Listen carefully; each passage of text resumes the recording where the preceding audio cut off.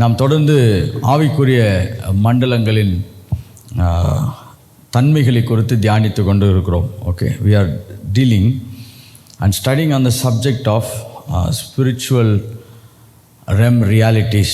ஆவிக்குரிய மண்டலத்தின் தன்மைகள் இல்லாவிட்டால் உண்மை நிலைகள் என்று சொல்லலாம். ஓகே, இந்த இரண்டு வார்த்தைகளும் நம்ம மாற்றி மாற்றி பயன்படுத்துவோம். ஏன்னா உண்மைகள், தன்மை, நிலைகள் இவை இரண்டுமே வேதாகம வசனத்துக்கு உட்பட்டவைகளாக இருக்கிறது.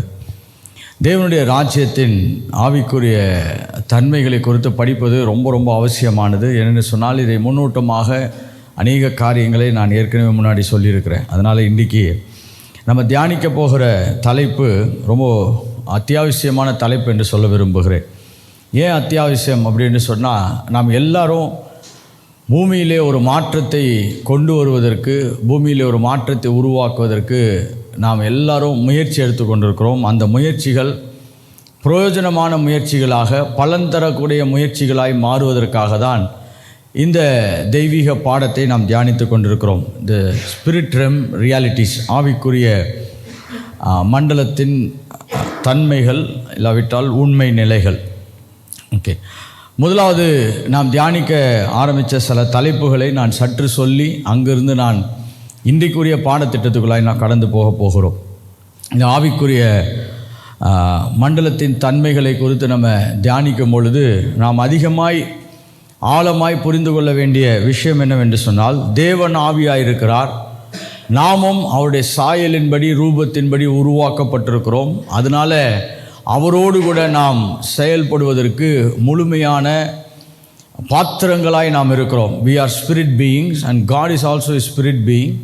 So we have the capacity and capability to have fellowship with him. அந்த ஆவியான தேவனோடு கூட தேவனோடு கூட ஐக்கியப்படுவதற்கு நம்முடைய ஆவி மனிதன் புதிதாக்கப்பட்டிருக்கிறான், ரட்சிக்கப்பட்டிருக்கிறான், இல்லாவிட்டால் மீட்கப்பட்டிருக்கிறான். தேவனிடத்தில் உறவு கொள்வதற்கு நாம் எல்லா விதமான தகுதிகளையும் பெற்றவர்களாக இருக்கிறோம். அதனால்தான் இந்த பாடத்தை படிப்பது அவசியமானது, நியாயமானது, அத்தியாவசியமானது என்று நான் சொல்ல விரும்புகிறேன். ஏனென்று சொன்னால், இப்போ தேவனோடு கூட நாம் உறவு கொள்வதற்கு நமக்கு போதிய தகுதிகளும் பலன்களும் இல்லாவிட்டால் அத்தியாவசியங்களும் இல்லைன்னா நம்ம இந்த பாடத்தை படிப்பது ஒரு கதை வடிவமாக மட்டும்தான் இருந்திருக்க முடியும் ஒழிய இது செயல் வடிவத்துக்கு வராது.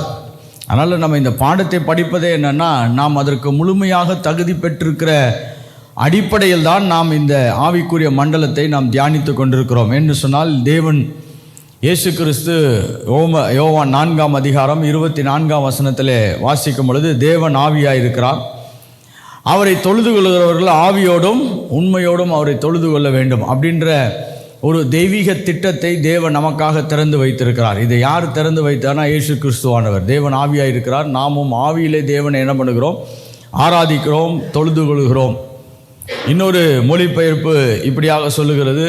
ஆனால் இந்த மொழிபெயர்ப்பு தமிழில் நம்ம அடிக்கடி யூஸ் பண்ணாத ஒரு மொழிபெயர்ப்பு. அவரோடு உறவு கொள்ள நம் ஆவி அவரோடு விழிப்புடன் இருக்க வேண்டும் அப்படின்னு சொல்லப்படுகிறது. ஓகே, இந்த மொழிபெயர்ப்பெல்லாம் நம்ம தமிழ் பைபிளில் ரொம்ப தியானிக்காத மொழிபெயர்ப்பு, இருந்தாலும் ஒரு நல்ல சொற்றொடராக இருந்தது. தேவன் ஆவியானவர், அவரோடு உறவு கொள்ள நம் ஆவி உயிரோடு விழிப்புடன் இருக்க வேண்டும். அப்படி என்றால் நம் ஆவி மனிதன் தேவனோடு கூட இசைந்திருப்பதற்கு, உறவாடுவதற்கு, இணைந்திருப்பதற்கான எல்லா தகுதியும் இருக்கிறது. அதனால் நாம் ஆவியிலே தேவனை ஆராதிக்க வேண்டும் என்று சொல்லி இந்த வசனம் நமக்கு சொல்லுகிறது. அதனால தான் ரோமர் 8ஆம் அதிகாரம் 14ஆம் வசனம் 16ஆம் வசனத்தை வாசிக்கும் பொழுது பார்த்தீங்கன்னா, நாம் ஆவியினாலே உயிர்ப்பிக்கப்பட்டிருக்கிறோம், தேவன் ஆவியாக இருக்கிறார், ஆவியினாலே வழிநடத்தப்படுகிறவர்கள் அவர்கள் தேவனுடைய புத்திரராக இருக்கிறார்கள் என்ற அந்த வசனத்தை எல்லாம் நம்ம தியானிக்க ஆரம்பித்தோம்.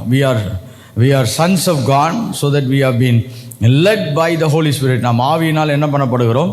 வழி நடத்தப்படுகிறோம் என்ற இந்த வசனங்களின் அடிப்படையில் நம்ம ஒன்றை நல்லா புரிஞ்சுக்கலாம். பாருங்கள், நம்முடைய ஆவியின் மண்டலத்திலேயோ தேவனுடைய நிலைகளிலேயோ ட்ராவல் பண்ணுவதற்கு, இல்லாவிட்டால் அவரோடு கூட பயணம் செய்வதற்கு எல்லா விதமான தகுதிகளையும் உடையதாக இருக்கிறது. ஹல்லேலூயா. அதனால் இப்போ நம்ம ஆவிக்குரிய மண்டலத்தை படிக்கும் பொழுது நமக்கு ஒன்று அடிப்படையாய் சரியாய் புரிந்து கொள்ள வேண்டும். நாம் அப்படிப்பட்ட ஆவிக்குரிய மண்டலத்திலே பயணம் செய்வதற்கான எல்லா உரிமைகளையும் கிறிஸ்து இயேசுவின் மூலமாக நமக்கு உண்டாயிருக்கிறது. ஹல்லேலூயா. நம்ம ரட்சிக்கப்படும் பொழுது பார்த்திங்கன்னா நாம் ஆவிக்குரிய மண்டலத்தில் இணைக்கப்பட்டு அவரோடு கூட உறவு கொண்டு அவரோடு கூட ஐக்கியப்பட்டு இந்த காணப்படாத உலகத்தோடு கூட நாம் இணைக்கப்படுவதற்கான எல்லா வாய்ப்புகளையும் தேவன் நமக்காக திறந்து வைத்து விட்டார். எல்லா வாய்ப்புகளையும் தேவன் நமக்காக என்ன பண்ணிட்டாரு? திறந்து வைத்து விட்டார். அதனால தான் நம்ம சொல்கிறோம் பாருங்க, தேவனோடு கூட உறவு கொள்வதற்கு கிறிஸ்துவின் மூலமாக சகல வாசல்களும் நமக்கு திறக்கப்பட்டாயிற்று. ஹல்லேலூயா. அதனால தான் நம்ம ஆவிக்குரிய மண்டலத்தை தியானிப்பதற்கு எல்லா விதமான அடிப்படைகளும் நமக்கு உண்டாயிருக்கிறது. சரி, இன்றைக்கு நம்ம தியானிக்க போகக்கூடிய முக்கியமான விஷயம் என்னென்னா, why we study the spirit realm. நாம் ஒவ்வொரு பாடப்பகுதியிலையும் இந்த கேள்விகளுக்கு கொஞ்சம் கொஞ்சமாக பதில் சொல்லி கொண்டே இருக்கிறேன். இதை மொத்தமாக சொன்னால் நல்லா தான் இருக்கும், ஆனால் அந்தந்த பாடத்துக்கு ஏற்ற பதில்களை நான் கொண்டு வர விரும்புகிறேன். அதனால் தொடர்ச்சியாக நீங்கள் ஆவிக்குரிய தன்மைகளை குறித்து நம்ம படிக்கும் பொழுது ஒவ்வொரு பாடத்திட்டத்திலையும் ஒவ்வொரு பாடப்பகுதிகளிலும் நான் இதை குறித்து பேசிக்கொண்டே இருப்பேன். why we study the spirit realm. இன்றைக்கு நாம் பேச போகிற இந்த தலைப்புக்கு ஏற்றபடி ஒரு நோக்கத்தை நான் வெளிப்படுத்த விரும்புகிறேன். ஆவிக்குரிய மண்டலத்தின் அறிவை உடையவர்கள் தான் ஆவிக்குரிய மண்டலத்தை இயக்கக்கூடியவர்களாய் மாறுகிறார்கள். The intellectual knowledge will bring you the functional knowledge. ஆவிக்குரிய உலகத்தை இயக்குவதற்கு அதை குறித்த அறிவு நிலைகளிலே நாம் உட்புகும் பொழுதுதான் அதை இயக்குகிறவர்களாய் மாறுகிறோம். இப்போ இந்த இன்டெலெக்சுவல் நாலேஜும் இந்த ஃபங்க்ஷனல் நாலேஜும் ஏன் அப்படின்னு கேட்டிங்கன்னா, டு இன்ஃப்ளூயன்ஸ் அவர் லைஃப், நம்முடைய வாழ்க்கையிலே பெரிய தாக்கத்தையும் மாற்றத்தையும் ஒரு மறுரூபத்தையும் கொண்டு வருவதற்காக நாம் இந்த ஆவிக்குரிய மண்டலங்களின் செயல்பாடுகளையும் அதனுடைய கட்டமைப்புகளையும் நாம் படிக்க ஆரம்பிக்கிறோம். we are studying the structures, the functions, so that it will influence our life. நம்முடைய வாழ்க்கை மட்டும் நம்ம தாக்கத்துக்குள்ளாய் கொண்டு வருவது மட்டுமல்ல, மாற்றத்துக்குள்ளாய் கொண்டு வருவது மட்டுமல்ல, நாம் தேவனுடைய திட்டத்தின்படி நாம் அநேகம் பேருக்கு ஒரு மாற்றத்தை கொண்டு வருவதற்காக நாம் இந்த அறிவை சம்பாதிப்பது அவசியமாக இருக்கிறது. ஹல்லேலூயா. பாருங்க, என்றைக்குமே அறிவை நீங்கள் கரெக்டாக சம்பாதிச்சு அதை சரியான செயல் வடிவத்தில் கொண்டு வந்துட்டீங்கன்னா அது வாழ்க்கையை மாற்றி அமைக்கும். இன்றைக்கி நம்ம கையில் இருக்கிற எல்லா விதமான எலக்ட்ரானிக் கேஜெட்டும் பார்த்திங்கன்னா, யாரோ ஒருவர் இதை குறித்த அறிவை பெற்றுக்கொண்டு அந்த அறிவை எப்படி செயல்படுத்தலாம் என்ற ஒரு கண்டுபிடிப்பை கண்டுபிடித்ததுனால இன்றைக்கி வாழ்க்கைகள் பல விதத்தில் மாற்றப்பட்டிருக்கிறது. ஒரு காலத்துலலாம் நீங்கள் வெளியூரில் யாராவது இருந்தாங்கன்னா அவங்களுக்கு ஃபோன் பேசணுன்னா அதுக்கு நீங்கள் கவர்மெண்ட்டில் நீங்கள் எக்ஸ்சேஞ்சில் பதிவு செய்து தான் என்ன பண்ணணும், பேசணும். ஆனால் இன்றைக்கு இருக்கிற காலத்தில் பாருங்கள், நினச்சா நீங்கள் எடுத்து என்ன பண்ணலாம், உங்கள் ஃபோனில் நீங்கள் அவங்களை தொடர்பு கொள்ளலாம். அப்படி என்றால் ஒவ்வொரு அறிவை சம்பாதிக்கும் பொழுதும் அது செயல் வடிவம் பெறும் பொழுது அது மனிதனை தாக்கத்துக்குள்ளாய் கொண்டு செல்கிறது. ஸோ இது உலகத்தில் இருக்கிற பிரின்சிபலும் சரி, ஆவிக்குரிய பிரின்சிபல் அப்படி தான் இருக்குது. Intellectual knowledge will bring functional knowledge. ஒரு காரியத்தை குறித்து நாம் சரியாய் படிக்கும் பொழுது அதை செயல்படுத்தக்கூடிய அறிவை பெற்றுக்கொள்கிறோம். அதனாலே வாழ்க்கைகள் மாற்றம் உண்டாக்கப்படுகிறது. The light or the illumination empowers for result. நாம் எதை தெளிவாகவும் அர்த்தமுள்ளதாகவும் ஒரு புரிந்து கொள்கிற நிலையில் படிக்கிறோமோ அவைகள் நமக்கு தீர்மானமான முடிவுகளை நம்ம கையில் கொண்டு வந்து கொடுக்கிறது, ரிசல்ட்ஸ் கொடுக்குது. அப்படி என்று சொன்னால் நமக்கு தேவையான தொகுப்புகளை நம்ம கையிலே கொண்டு வந்து கொடுக்கக்கூடியதாக இருக்கிறது. அதனால் இந்த revelation R the illumination R the light will always bring results. என்றைக்குமே நீங்கள் தெய்வீக பாடத்தை சரியாக நீங்கள் படிக்கும் பொழுது அவைகள் நிச்சயமாய் நமக்கு ஒரு நிரந்தரமான பதில்களையும் நிரந்தரமான முடிவுகளையும் நல்ல ஆரோக்கியமான தீர்மானங்களையும் நம்மக்கிட்ட கொண்டு வந்து சேர்க்கக்கூடியவைகளாக இருக்கிறது. அதனால தான் இந்த பாடத்தை நாம் படிக்கிறோம். இன்னொன்றை நான் சொல்ல விரும்புகிறேன் பாருங்கள், நீங்கள் எப்பெல்லாம் வெளிச்சம், இந்த தெய்வீக அறிவு இல்லாவிட்டால் செயலாற்றுறதுக்கான அறிவை பெற்றுக்கொள்கிறீர்களோ அன்றைக்கு நீங்கள் ஆளுமை என்ற இடத்துக்கு நகர்த்தப்படுகிறீர்கள். You will become a person of dominion. நீங்கள் ஆளுகிறவர்களாய் மாறுகிறீர்கள். ஏனென்று சொன்னால் இந்த பூமியில் எவர் ஒருவனுக்கு அதிகமான வெளிச்சம் இல்லாவிட்டால் அறிவு, அந்த அறிவை செயல்படுத்துவதற்கான திறன் இருக்கிறதோ அவர்கள் இந்த பூமியிலே ஆளுகிறவர்களாய் மாறுகிறார்கள். நமக்கு நிறைய விஷயம் தெரியாது, அதனால தான் நம்மளால் நிறைய விஷயத்தை கண்ட்ரோல் பண்ண முடியல. என்றைக்கு நமக்கு ஒரு சில விஷயங்கள் நல்லா தெரியுதோ அன்றைக்கு நாம் அந்த நமக்கு கொடுக்கப்பட்ட எல்லாவற்றையும் நம்மளால் ஆளுகை செய்ய முடியும். நான் சமீபத்தில் ஒரு மோட்டர் சைக்கிள் மெக்கானிக்கை பார்த்தேன் பாருங்க, எனக்கு ரொம்ப ஆச்சரியமாக இருந்தது. அவர் வண்டியை பார்த்த உடனே இதில் என்ன மிஸ்டேக் இருக்குது, இது எந்த மாடலு, இதுக்கு என்னென்னலாம் வித்தியாசங்கள் இருக்குதுன்னு அவர் எல்லாத்தையும் சொன்னார் பாருங்க. அப்போ எனக்கு நல்லா புரிஞ்சுது, இவர் ஒரு நல்ல மெக்கானிக். எப்படி? ஏன்னா இப்போ இந்த துறையை இவர் ஆளுகை செய்கிறவராக இருக்கிறார். சிலருக்கு நீங்கள் உங்களுடைய பைக்கையோ இல்லாட்டி உங்களுடைய வாகனத்தையோ கொண்டு போய் விட்டீங்கன்னா அது என்னென்னு கண்டுபிடிக்கிறதுக்கே பல மணி நேரம் ஆகும். எப்படி? அப்புறம் சொல்லுவேன், சார் நான் ரெடி பண்ணி வைக்கிறேன்னுவான். அவனை நம்புறதை விட நீங்கள் எல்லாம் தெரிந்த ஒருவர்கள் அந்த தொழிலிலே அவர்கள் ஆதிக்கம் செலுத்துகிறவர்களாக இருக்கிறார்கள். கரெக்டாக?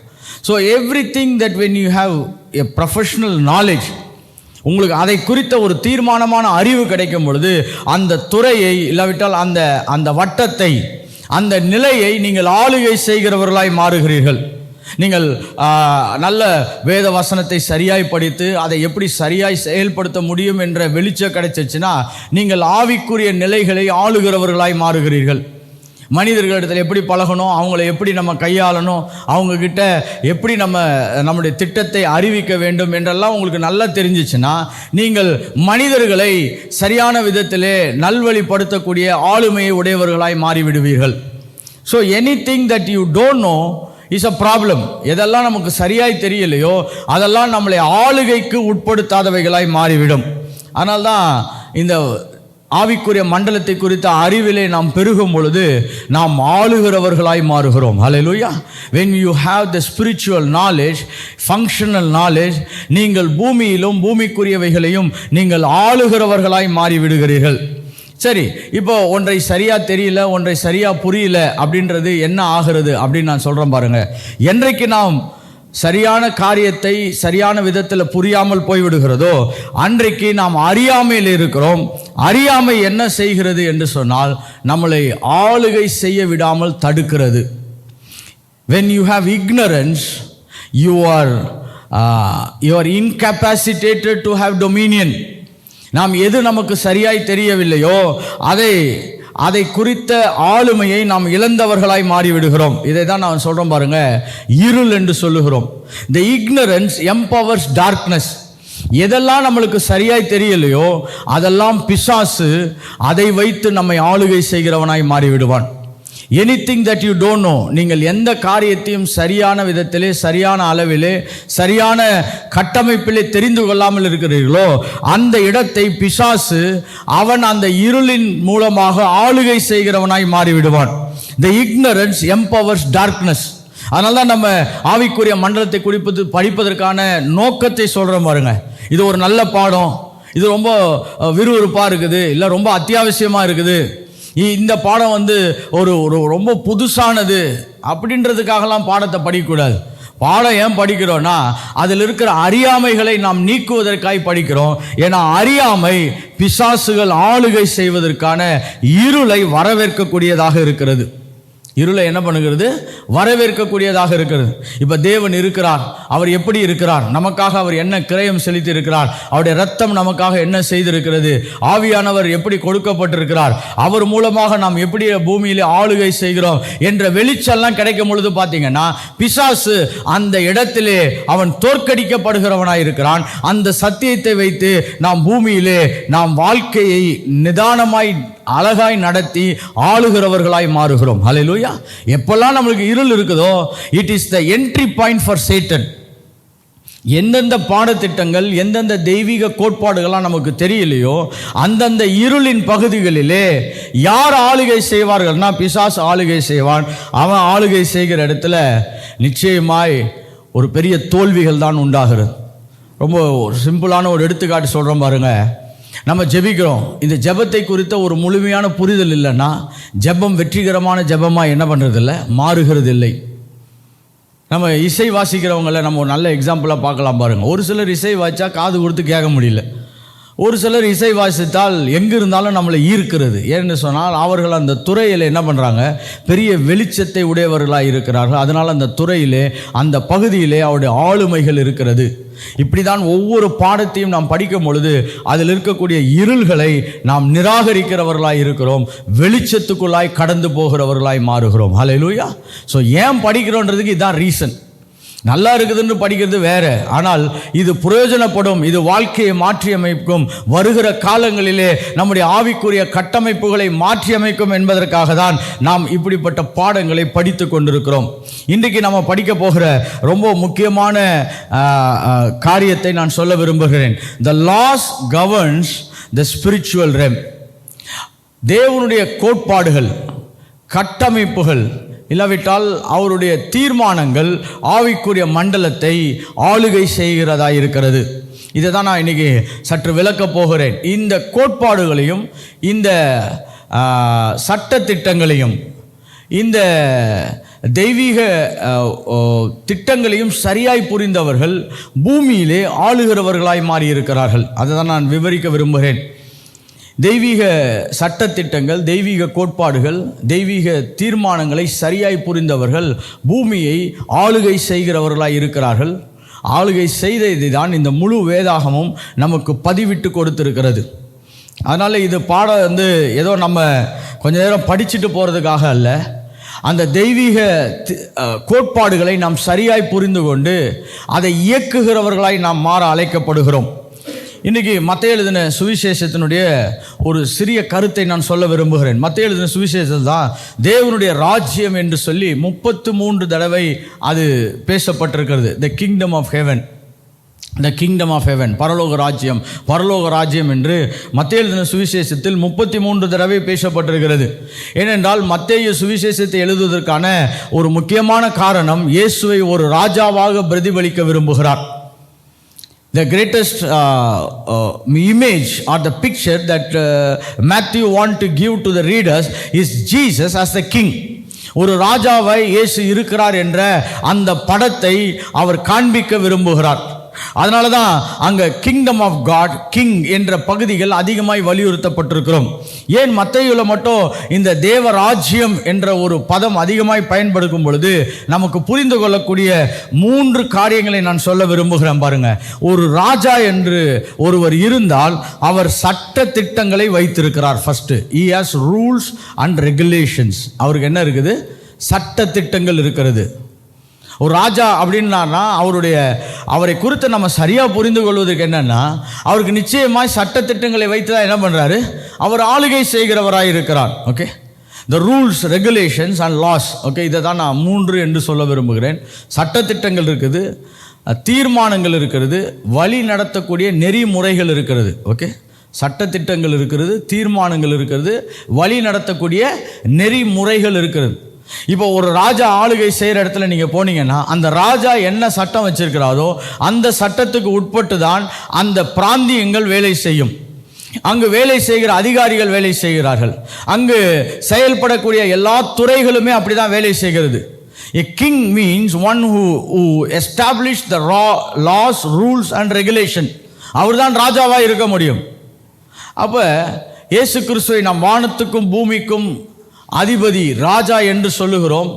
அதை தான் மத்தேயு இயேசு இந்த பூமிக்கு ராஜாதி ராஜாவாகவும் பூமியை ஆளுகை செய்யக்கூடிய அதிபதியுமாய் இருக்கிறார் என்பதை நம்மளுக்கு விவரிக்கக்கூடியதாக இருக்கிறது. He is the king of heaven and earth. Okay, இப்போ இவர் ராஜாதி ராஜா என்று சொல்லும் பொழுது இவர் பூமியில் மட்டும் சட்டத்திட்டங்களை உருவாக்கவில்லை. இப்போ தான் நான் உங்களை அடுத்த கட்டத்துக்கு நகர்த்த விரும்புகிறேன். இந்த பூமிக்குரிய சட்டத்திட்டங்களை உருவாக்குறவர் மட்டுமல்ல, அண்ட சராசரங்களின் சட்டத்திட்டங்களையும் தேவன் தான் உருவாக்கி இருக்கிறார். அப்படி என்றால் காணப்படுகிற உலகத்தின் சட்டத்தையும் காணப்படாத உலகத்தின் சட்டத்தையும் இரண்டையுமே யார் உருவாக்கி இருக்கிறது? தேவன் தான் உருவாக்கி இருக்கிறார். அப்ப ஆவிக்குரிய மண்டலத்தின் சட்டத்திட்டங்களை படிக்கிறோம் என்று சொன்னால் நாம் தேவன் உருவாக்கின சட்டத்திட்டங்களை படித்து கொண்டிருக்கிறோம். ஹல்லேலூயா. We are studying the laws of the invisible realm and also the visible realm. காணப்படுகிற உலகத்தின் சட்டத்தையும் படிக்கிறோம், காணப்படாத உலகத்தின் சட்டத்திட்டங்களை என்ன பண்ணுகிறோம்? நாம் படிக்கிறவர்களாக இருக்கிறோம். இப்போ இந்த இடத்துல ஒரு முக்கியமான குறிப்பை நான் சொல்லுவது நலமாக இருக்கும். இந்த ஆன்மீக துறையில் இருக்கிறவர்கள், நம்ம ஆவிக்குரியவர்கள் என்று சொல்லி நம்ம பேசுவோம். வேறு ஒரு சிலர்லாம் ஆன்மீகம் என்று சொல்லி பேசுவார்கள். ஆனால் நம்ம 2 விசுவாச மார்க்கத்தாருமே காணப்படாத உலகத்தை குறித்து தான் பேசி கொண்டிருக்கிறோம். எப்படி? என்ன உலகத்தை பேசுகிறோம்? காணப்படாத உலகத்தை குறித்து தான் பேசுகிறோம். இந்த காணப்படாத உலகத்தின் சட்டத்திட்டங்களை இயேசுவை விசுவாசித்து வேதத்தை படிக்கிற நமக்கும் தெரியும், நமக்கும் தெரிந்திருக்க வேண்டும், நம்மளும் இதை புரிஞ்சிருக்க வேண்டும். அதே போல் இருளின் ராஜ்யத்தில் வேலை செய்கிறவர்களோ இந்த சட்டத்திட்டத்தை புரிஞ்சு தான் என்ன பண்ண முடியும், அவர்களும் வேலை செய்ய முடியும். The law in the spirit realm is same. இந்த ஆவிக்குரிய மண்டலத்தில் இருக்கக்கூடிய சட்டத்திட்டங்கள், கோட்பாடுகள், தீர்மானங்கள், திட்டங்கள் எல்லாம் ஒன்றாக தான் இருக்கிறது. அதை யார் இயக்குனாலும் அந்த ஆவிக்குரிய உலகத்தை சரியாய் புரிந்தவர்கள் இயக்குகிறார்கள். ஆவிக்குரிய உலகத்தை சரியாய் புரிந்தவர்கள் என்ன பண்ணுறாங்க, இயக்குகிறார்கள். இன்றைக்கி நான் வேதத்திலிருந்து சில ஒரு உதாரணத்தை காண்பிக்க விரும்புகிறேன். ரொம்ப வித்தியாசமான உதாரணம். ஆனால் எப்படி இருட்டில் ராஜ்யத்தில் இருக்கிறவர்களும் அந்த உண்மையை புரிந்து செயல்படுகிறார்கள். சில வேளையில் வெளிச்சத்தின் ராஜ்யத்தில் நம்ம இருக்கிறோம், நமக்கு இதை குறித்த புரிதல் சில வேளையில் ரொம்ப கம்மியாகவே இருக்குது. இல்லைன்னு சொல்ல முடியாது, கொஞ்சம் கம்மியாக இருக்குது. ஆனால் அந்த சட்டத்திட்டங்கள் ஆவிக்குரிய நிலைகளிலே ஒன்றாக தான் இருக்கிறது. All who work in the spirit realm, ஆவிக்குரிய மண்டலத்தில் வேலை செய்யக்கூடிய பரிசுத்தவான்களும் சரி, பரிசுத்தவான்கள் அல்லாதவர்களும் சரி, எல்லாருமே இந்த சட்டத்திட்டத்தை தெரிந்தால்தான் இயக்க முடியும். அதனால்தான் பலவிதமான மார்க்கத்தாரும் பலவிதமான ஆன்மீக புஸ்தகங்களை எழுதி வைத்திருக்கிறார்கள். நமக்கு மட்டும்தான் வேதாகமத்தில் இயேசு கிறிஸ்துவை பற்றியும் இஸ்ரவேலர்களோடு அண்ட சராசரங்களை படைத்த தேவன், ஆவியின் தேவன் எப்படி வேலை செய்தார் மட்டும் எழுதி வைக்கல. ஆவிக்குரிய மண்டலங்களை குறித்து ஆயிரக்கணக்கான புஸ்தகங்கள் எழுதி வைக்கப்பட்டிருக்கிறது. இதை முதல்ல நம்ம ஒரு நிதானமான இடத்துக்கு நம்ம வந்து சேரணும். இப்போ அவங்க வச்சிருக்கிறதெல்லாம் எப்படி பாஸ்டர் அந்த புஸ்தகங்கள்லாம் கரெக்டானு கேட்டிங்கன்னா, அவங்க ஆவிக்குரிய மண்டலத்தை எப்படி புரிந்தார்களோ அந்த அளவுக்கு அதை எழுதி வச்சிருக்கிறாங்க. அதை எழுதி வச்சது மட்டும் இல்லை, அதற்கு நிறைய பேருக்கு பயிற்சி கொடுத்து அவர்கள் அந்த இருட்டின் ராஜ்யத்தில் விழுந்து போன ஆவிகளோடு இணைந்து அவர்கள் அநேக வேலைகளை ஆவியின் மண்டலத்தில் செய்து கொண்டிருக்கிறார்கள். ஆனால் ரட்சிக்கப்பட்ட தேவனால் பிரித்தெடுக்கப்பட்ட சபை இப்படி ஆவிக்குரிய மண்டலத்தை குறித்து மிகப்பெரிய புரிதல் இல்லாமல் நாம் மேலோட்டமான ஒரு கிறிஸ்தவ முயற்சியிலும் வாழ்க்கையிலும் பயணம் செய்து கொண்டிருக்கிறோம். இது ஒரு துக்ககரமான செய்தி. எப்படி இது என்ன செய்தி? ரொம்ப துக்ககரமான செய்தி. உண்மையான தேவன், ஆவியின் மண்டலத்தோடு இணைக்கப்பட்டவர், நமக்கு ஆவியின் மண்டலத்தில் வேலை செய்வதற்கான எல்லா விதமான அதிகாரத்தை நியாயமானபடி கிறிஸ்துவின் மூலமாய் கிடைத்திருக்கிற நாம் வேலை செய்வதை காட்டிலும் இருட்டு உலகத்தில் இருக்கிறவர்கள் விழுந்து போன ஆவிகளோடு ஒப்பந்தம் செய்து அந்த மண்டலத்திலே துல்லியமாய் வேலை செய்து கொண்டிருக்கிறார்கள். அதனால் தான் சபை விழித்து கொள்ள வேண்டியது இந்த காலகட்டத்தில் மிக மிக அவசியம். நம்ம நிறைய வேலைகளில் ஜெபம் பண்ணுறோம், எழுப்புதல் வரணும், அது நடக்கணும், இது நடக்கணும். பாருங்கள், எதெல்லாம் ஆவிக்குரிய மண்டலத்திலே நாம் ஜெயிக்கிறோமோ அவைகள் தான் பூமிக்குரிய மண்டலத்திலே நிஜங்களாய் மாறுகிறது. ஸோ இந்த பாடத்திட்டத்தை நம்ம ஒழுங்காக படிக்கும் பொழுது இதில் இருக்கக்கூடிய ஆற்றல்களையும் வல்லமைகளையும் நாம் தியானிக்க முடியும். என்னோடு கூட 2 ராஜாக்கள் 3ஆம் அதிகாரம், ஓகே, 2 ராஜாக்கள் 3ஆம் அதிகாரம் 26ஆம் வசனம் 27ஆம் வசனத்தை வாசிக்க போகிறோம். எப்படி இந்த விழுந்து போன உலகத்தில் இருக்கக்கூடிய ஒரு ராஜா, அவனுக்கு எவ்வளோ ஒரு துல்லியமான அறிவு இருக்குது பாருங்க. பூமிக்குரிய மாற்றத்தை கொண்டு வருவதற்கு அவனுக்கு கிடைத்த வெளிச்சம், அந்த சட்டத்திட்டத்தை அவன் செயல்படுத்துகிறவனாக இருக்கிறான். இதெல்லாம் உதாரணத்துக்கு தான் சொல்கிறேன். ஏன்னா one who knows the law can evoke its blessing or its consequences. இந்த ஆவிக்குரிய மண்டலத்தின் சட்டத்திட்டங்களை தெரிந்தவன் அவன் பூமியிலே அவன் செயல்களை தொடங்குகிறவனாகவும் அந்த செயல்களை நிர்ணயிக்கிறவனாகவும் அவன் மாறுகிறான். அதில் நம்ம உதாரணத்துக்கு இன்றைக்கி படிக்க போகிறது இந்த மோவாபின் ராஜாவை குறித்து நம்ம படிக்க போகிறோம். ஓகே, 2 ராஜாக்கள் 3ஆம் அதிகாரம் 26ஆம் வசனம். யுத்தம் மும்முரமாகிறது என்று மோவாபியரின் ராஜா கண்டபொழுது அவன் ஏதோமின் ராஜாவின் மேல் வலுமையாய் விழுவதற்கு பட்டயம் உருவுகிற 700 பேரை கூட்டிக் கொண்டு போனான். ஆனாலும் அவர்களாலே கூடாமல் போயிற்று. He gathered 700 people. 700 பேரை என்ன பண்ணுறான், யுத்தத்துக்கு கூட்டு போகிறான். யார்? மோவாபின் ராஜா. அப்படி என்று சொன்னால் அவன் யெகோவா தேவனை, ஆவிக்குரிய பரிசுத்த தேவனை ஆராதிக்காதவன். ஆனால் இவன் ஒரு ராஜாவாக என்ன பண்ணுறான், இப்பொழுது 700 பேரை பட்டயத்தை உரினவர்களை என்ன பண்ணுறான், கூட்டு போகிறான். ஆனால் அதுக்கு பின்னாடி வந்த சம்பவம் நமக்கு ரொம்ப ஆச்சரியமான சம்பவம். என்னன்னு சொன்னால், அப்பொழுது அவன் தன் ஸ்தானத்தின் ராஜாவாக போகிற தன் சேஷ்டபுத்திரனை பிடித்து அலங்கத்தின் மேல் அவனை சர்வாங்கன தகன பலியிட்டான். ஓகே, நான் ஆங்கிலத்தில் வாசிக்கிறேன். Then he took his eldest son who could have reigned in his place and offered him as burnt offering on the wall. இப்போ நீங்கள் கேட்கலாம், 700 பேரை கூட்டு போகிறான் கரெக்டாக சண்டை போடுறதுக்கு. ஆனால் அப்பையும் யுத்தம் என்ன பண்ண முடியல, அவனால் ஜெயிக்க முடியல. அப்போ இவன் அடுத்த ஒரு அறிவை செயல்படுத்துகிறான். இதான் இந்த ஆவிக்குரிய அறிவு என்று சொல்கிறோம், இந்த ஸ்பிரிச்சுவல் இன்டெலிஜென்ஸ் என்று சொல்கிறோம். இப்போ இந்த மோவாபின் ராஜா அடுத்த ஒரு வேலையை செய்கிறான் பாருங்க. இப்போ 700 பேரை கூட்டு போனால் இன்னும் பட்டயத்தினால ஜெயிக்க முடியலன்னா இன்னொரு 1000 பேரை கூப்பிட்டுருக்கலாம் கரெக்டாக. He could have gathered another 1000 people. இல்லாவிட்டால் வேற யார்ட்டையாவது ஒப்பந்தம் பண்ணி அவங்க கிட்ட இருந்து நல்ல குதிரைகளையும் ரதங்களையும் இராணுவங்களையும் வாங்கியிருக்கலாம். அதெல்லாம் வாங்கல பாருங்க. He evoked a spiritual law. அவன் ஒரு ஆவிக்குரிய சட்டத்திட்டத்தை இயக்குகிறவனாய் மாறிவிட்டான். இதை ஆங்கிலத்தில் சொல்லும் பொழுது இவோக் அப்படின்னு சொல்றோம். அப்படின்னா அதை தூண்டி விடுகிறான். ஏன்னா அவனுக்கு அந்த சட்டத்திட்டம் தெரியும், அதனால அவன் என்ன பண்றான், அதை தூண்டி விடுகிறான். இவன் எதை தூண்டுறான் தெரியுமா? The law of sacrifice. அவன் பலிகளின் சட்டத்தை தூண்டி விடுகிறவனாய் இருக்கிறான். யாரை கொடுக்கிறான் பாருங்க பலியாக. அடுத்தது சேஷ்டபுத்திர பாரனாக ராஜாவாக ஆளுகை செய்ய வேண்டியவன் என்ன பண்றான், மதில் மேல் பலியிடுகிறான். அப்படின்னா இவனுக்கு தெரிஞ்சிருச்சு, இப்ப நம்ம மாம்ச ரீதியாக ஜெயிக்க முடியாது, இப்பொழுது நமக்கு ஆவிக்குரிய உதவிகள் கிடைத்தால்தான் நம்மளால ஜெயிக்க முடியும் என்பதை உணர்ந்து அவன் பலியிடுகிறான். ஏன்னா இந்த லா ஆஃப் சாக்ரிஃபைஸ்ல, இந்த தகன பலிகளின் சட்டத்தில் என்னன்னா ரத்தம் சிந்தப்படுகிறது. இந்த ரத்தம் என்பது மனிதனுக்குரியதே கிடையாது, இது ஆவிகளுக்கு உரியது. நான் இன்றைக்கி ஏற்கனவே நம்ம 2-3 கிளாஸ் கடந்து போனதுனால நான் இன்றைக்கி உங்களை அடுத்த ஒரு ஸ்டெப்பு கூப்பிட்டு போகிறேன். ஓகே, நம்ம இப்படி தான் நிறைய சப்ஜெக்டை நம்ம படிக்க வேண்டியது இருக்குது. ஏன்னா நிறைய பேருக்கு இயேசுவின் ரத்தம் எவ்வளோ விலையுறந்ததுன்னு தெரியாது. ஏன்னா இந்த ஆவிக்குரிய மண்டலத்தில் இருக்கக்கூடிய சட்டத்திட்டங்கள் தெரிந்தால் தான் இயேசுவின் ரத்தத்துக்கு என்ன மதிப்பு இருக்குதுன்னே தெரியும். இப்போ இவனுக்கு, இந்த மோவாபின் ராஜாவுக்கு ஒரு வெளிச்சம் இருக்கிறது. இப்போ அவனுக்கு உதவியாக ஆவிகளை கூப்பிட வேண்டும். உதவிகளை கூப்பிட வேணும்னா இப்ப ரத்தம் சிந்தப்பட்டு பலியிடப்பட்டால் தான் இந்த பூமிக்குரிய உதவிகளை தாண்டி அவனுக்கு காணப்படாத உலகத்திலிருந்து என்ன கிடைக்கும், உதவிகள் கிடைக்கும் என்பதை தெரிந்திருந்து அந்த திட்டத்தை அவன் துவங்குகிறவனாய் மாறிவிட்டான்.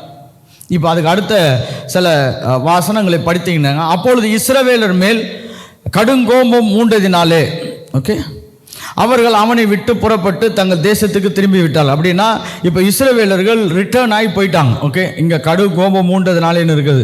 நான் இதுக்கு இன்னும் 2-3 டிரான்ஸ்லேஷனில் படித்தேன். அதில் ரொம்ப புரிந்து கொள்ள வேண்டிய ஒரு கட்டம் அது. எப்படி இஸ்ரவேலர்கள் கோபம் மூண்டினார்கள், திரும்பி போயிட்டாருங்க. இப்போ என்ன, கோபம் வந்தால் இன்னும் சண்டை தானே போடணும்னு இருக்கும். எப்படி தமிழ் பைபிளில் படிச்சிங்கன்னா கோபம் மூண்டுச்சு திரும்பி போயிட்டாங்கன்னு இருக்குது. எப்படி, ஆனால் இதை புரிஞ்சுக்கிறதுக்கு வேற ஒரு சில மொழியாக்கங்களை படித்தேன். நான் அதை ஆங்கிலத்தில் வாசிக்கிறேன் பாருங்க. Then the king of Moab took his oldest son, who could have become the next son after him. On the wall around the city, the king of Moab offered his son as a burnt offering. இது வரைக்கும் நம்மளுக்கு நல்ல மொழியாக்கம் தான், எல்லாமே ஆங்கிலமும் தமிழும் எல்லாமே அப்படிதான் இருக்குது. This upset the Israelites very much. கோபம் உண்டதில்ல, அவர்கள் மிகவும் துக்கப்பட்டு விட்டார்கள் என்று இருக்கிறது. they were very upset. இப்படி ஒரு சம்பவம் நடந்து விட்டதே என்று இஸ்ரவேலர்கள் துக்கித்தார்கள். so Israelite left the king of Moab and went back to their land.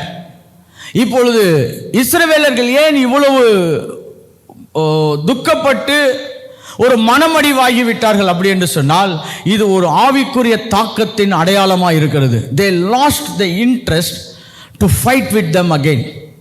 அவர்களோடு எழும்பி போய் மறுபடியும் அவர்களை முற்றிலுமாய் சங்காரம் பண்ணுவதற்கான அந்த உத்வேகம் குறைந்து அவர்கள் மன கிளேசத்தினாலே இல்லாவிட்டால் மன துக்கத்தினாலே அவர்கள் திரும்பி போய் விட்டார்கள். பாருங்க, they have turned the war through a spiritual technology. Okay, இப்போ இந்த மாதிரி வார்த்தைலாம் நான் யூஸ் பண்ண வேண்டியதாக இருக்குது. ஏன்னா இதுக்கு மேலே எனக்கு எப்படி தமிழில் சொல்கிறதுன்னு தெரியல. எப்படி,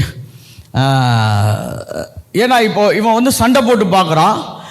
மாம்சீகமாக அவனால் என்ன பண்ண முடியல, ஜெயிக்க முடியல. அப்போ ஆவிக்குரிய மண்டலத்தில் ஒரு உதவியை தேடி தன் மகனையே என்ன பலியிடுறான். ஓகே, முதல் மகன் என்பது எப்பயுமே ரொம்ப விலையுறந்தது. பாருங்க, சிரேஷ்டபுத்திர பாகன் முதல் மகன் என்பது விலையுறந்தது. அதனால தான் இன்றைக்கும் நீங்கள் பார்த்தீங்கன்னா நிறைய இருட்டு ராஜ்யத்திலே தலைச்சம்பிள்ளையை பலி செய்கிறார்கள். தெரியுமா உங்களுக்கு? நான் ஒரு சில காலகட்டங்களுக்கு முன்னாடி நிறைய கேள்விப்பட்டிருக்கேன். அந்த தலைச்சம்பிள்ளைய புதைச்ச இடத்த மறைச்சி வச்சுருவாங்க. ஏன்னா அதுக்கு பின்னாடி போய் யாரோ என்ன பண்ணுறாங்களாம், அதெல்லாம் எடுத்துகிட்டு போகிறாங்கன்றாங்க. அது உண்மையாக பொய்யான்னு எனக்கு தெரியல. ஆனால் ஏதோ ஒன்று நடக்குதுன்றது மட்டும் நம்மளுக்கு தெரியுது. ஏன்னா அது ஆவிக்குரிய மண்டலத்தில் அது முதல் கனிகள். ஆவிக்குரிய மண்டலத்தில் அது என்னது? முதல் கனி. அதனால்தான் இது போகிற வழியில் இன்னொரு சப்ஜெக்டையும் அப்படியே சொல்லிட்டு போகிறேன் பாருங்கள். இந்த எப்பயுமே குடும்பத்தில் இந்த முதல் பிள்ளைக்கு மிகப்பெரிய போராட்டம் இருக்கும். அப்போ கடைசி பிள்ளைக்கெல்லாம் இருக்காதான்னு கேட்காதீங்க. முதல் பிள்ளைக்கு நிறைய இருக்கும். ஏன்னா அது முதல் கனி. அதன் மேலே பிசாசுக்கோ பிசாசின் ராஜ்யத்துக்கோ எப்பயுமே ஒரு பெரிய திட்டம் இருக்கிறது. இந்த முதல் கனியை என்ன பண்ணுறான், இந்த மோவாபின் ராஜா பலியாய் கொடுக்குறான். எப்படி கொடுத்து இந்த ஆவியின் மண்டலத்திலே ஒரு மாற்றத்தை கொண்டு வந்து அதனாலே இஸ்ரவேலர்கள் அவங்க கோபம் மூண்டினார்கள் இருக்குது. ஆக்சுவலாக அவங்க வந்து துக்கமாகி இதுக்கு பிறகு இவனை சண்டை போட வேணாம், விட்டுட்டு போகலான்னு விட்டுட்டு போயிட்டாங்க. He has operated a spiritual technology. அவன் ஒரு ஆவிக்குரிய திட்டத்தை செயல்படுத்தி விட்டான். அதனால தான் இன்றைக்கி நான் சொல்கிறேன் பாருங்கள், நீங்கள் எப்பெல்லாம் ஆவிக்குரிய திட்டம் உங்களுக்கு நல்லா தெரியுதோ அப்பொழுது பூமியிலே செயல்படக்கூடியவர்களாய் மாறிவிடுவீர்கள். ஹல்லேலூயா. இன்றைக்கி நான் இதை வைத்து சில கேள்விகளை முதலாவது கேட்க விரும்புகிறேன். எத்தனை சட்ட திட்டங்கள் ஆவிக்குரிய மண்டலத்தில் இருக்கிறது என்று நமக்கு தெரியும்? How many laws do we know about the spirit realm? எத்தனை சட்டத்திட்டம் இருக்குது அப்படின்னு நம்மளுக்கு தெரியவே தெரியாது. ஏன்னா நம்ம நிறைய படிக்கவே இல்லை. நமக்கு தெரிஞ்சதெல்லாம் என்ன தெரியுமா? ஜெபம் பண்ணணும், இப்படி பைபிள் படிக்கணும், இல்லாட்டி வசனத்தை என்ன பண்ணணும், சத்தமாக சொல்லணும். அதுக்கப்புறம் இன்னும் கொஞ்சம் அதிகமான ஒரு படி போனோன்னா நம்ம வந்து அந்நிய பாஷையில் பேசி ஆவிகளை துரத்தணும். எப்படி?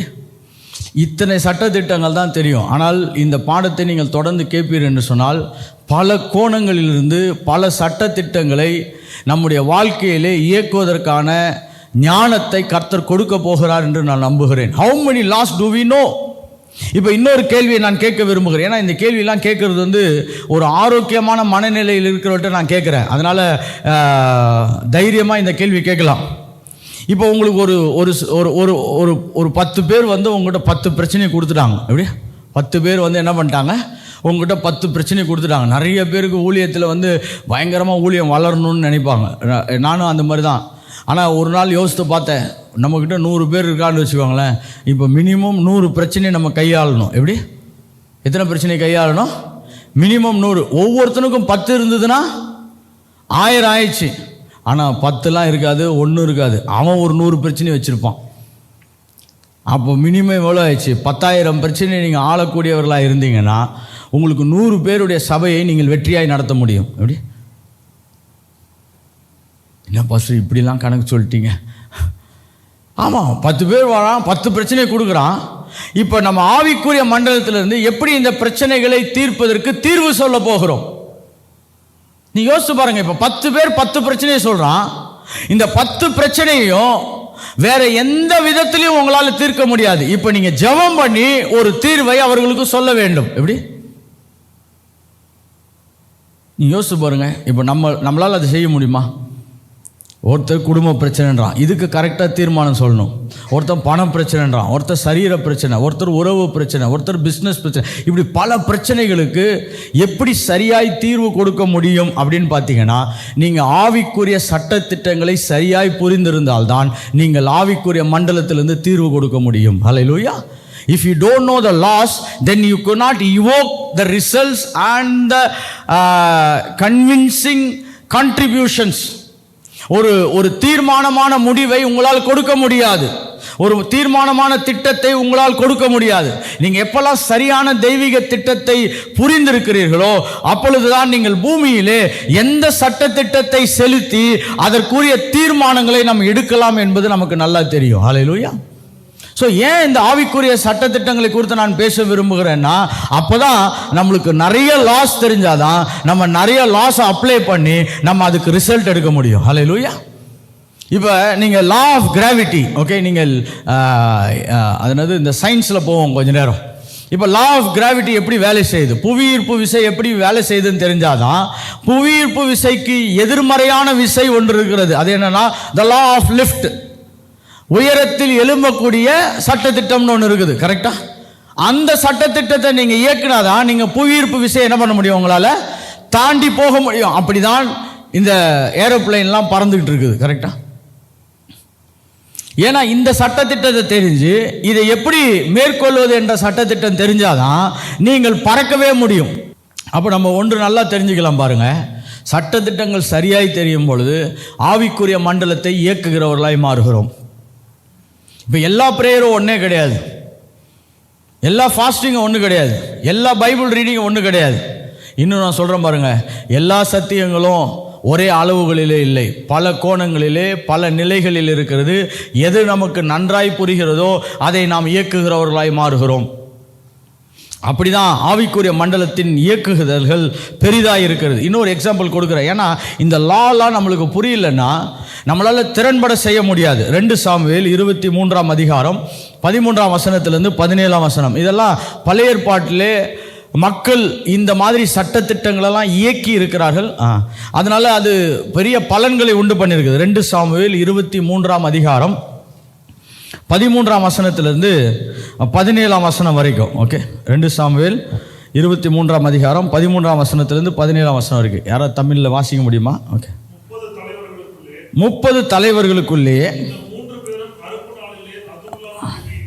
இந்த 3 பேரும் அறுப்பு நாளிலே அதுல்லாம் கெபியிலே